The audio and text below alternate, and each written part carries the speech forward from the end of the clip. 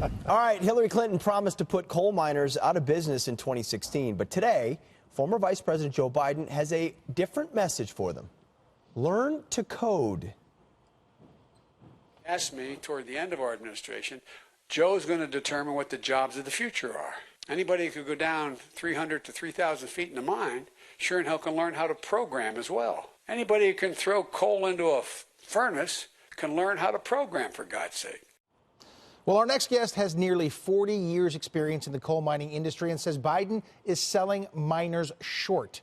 Chris Hamilton is the Senior Vice President of West Virginia Coal Association, and he joins us now. Chris, so the Vice President certainly selling coal miners short. How do you react to that? Well, it's more of the same. It's just inconceivable how someone, particularly in his position, could advocate putting tens of thousands of working Americans out of work. But it comes as no surprise. Former Vice President Biden has repeatedly demonstrated his disdain for mining and for our coal miners. Chris, it's so condescending, too. I guess he's trying to give a compliment, but he's like, anybody can throw coal into a furnace. I mean, of course, then they can also learn to code. But to your point, this is not something he's saying accidentally. He said it much before. Watch.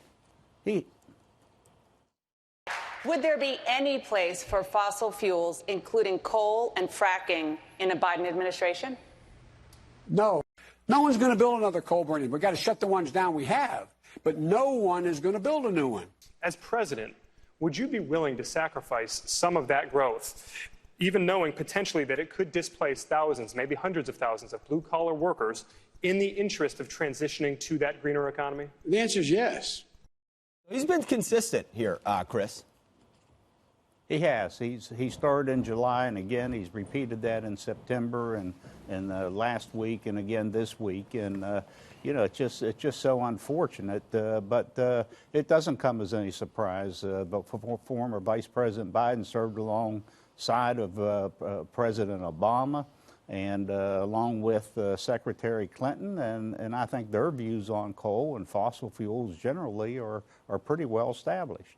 Where are they coming from, Chris? Is this just an obsession with this green future where everyone's coding and eating kale? What's the mindset that says these good-paying jobs that fuel our country, that we continue to require, need to go? And we'll replace them. The government somehow is going to train all these people for new jobs that don't currently exist.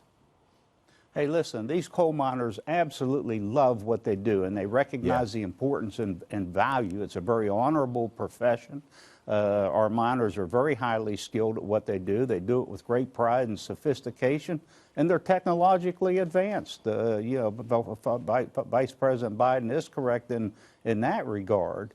But again, it's just so unfortunate that someone in his position would advocate putting tens of thousands of hardworking Americans out of work. It's just inconceivable to us. Yeah. Well, Chris, we thank you for your opinion. That's certainly not a great way to get some voters in West Virginia. I'll tell you that. Thank you, Chris, so much.